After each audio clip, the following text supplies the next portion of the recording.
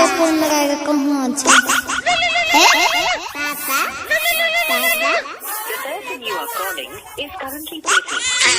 ए युवा छोड़ा हमरा भर दिन दिमाग खराब कर दैया। चुपा चुपा रे नु चुपा। पापा फोन लगबै छिया। हां ना हाँ हेलो। हाँ हेलो कत्ते रहे छे मोबाइल छोड़ के? यो हमर दिमाग खराब कर देलके। अरे बरगाई बा मैं काम पर ये बोल की बात छे? कहले ना हिसाब बारी दे देलक ठेकेदार। अरे दे के परसू आब रहलियो गांव। हां तो सुनियो की लेके आबै छी हमरा ले पता है ने अहाँ के? ई बरगाई की लागे बोल की लागे जल्दी बता। ध्यान में छे जल्दी बता। तो सुनियो। हेलो। हां हेलो। हेलो। हेलो। अरे हेलो रस में छो। हां हेलो। हां हेलो। अरे आवाज नहीं जाय छो। हेलो। अरे आवाज कटे छो कभी बढ़िया से बोला ने। कपड़ा लता सहित ली हम मंगल कंछा गाड़ी। कपड़ा लता सहित ली हम मंगल कंछा गाड़ी। हमरा लिए कीन ली हम दुई गो नया साड़ी। आज ठीक है यार ठीक है। हे एगो और चीज।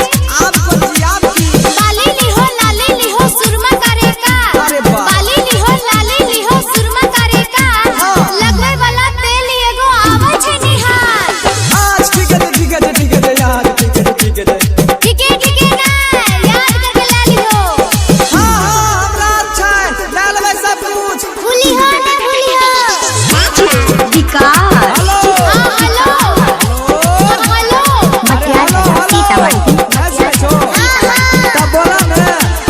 रोज पढ़े स्कूल जच्छा चुन्नू अरे मुन्नू। कखनो पैसा खातिर लड़ जच्छा दुन्नू। पापा कहत रहे छा गोदी वाला नन्नू। आज ठीक है यार ठीक है। चलो तनी बढ़िया से रखियो बच्चा खुदा पर ध्यान देने। नन्नू छोड़ा लड़ते रहे छा। समझावे नहीं छो।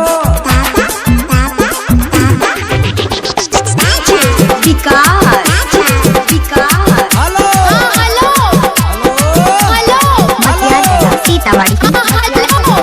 अरे फिर ये बात कटे लगला बढ़िया से बोला। करे छा कर्जा वाला जीत बराबर। करे छा कर्जा वाला जीत बराबर। किया? ममता वाला पैसा मांगे रहा बंसीधार। आज ठीक है अंकित वो यहाँ बात करे रे। पप्पार की हाल छे हे पप्पार के? बाऊ के मन खराब भेल रहा रात। बाऊ के खूब मन खराब रहा रात। भेजे छिया फोन कनी कर ली हवा। आज ठीक है आज ठीक है। तनी जल्दी भेजो।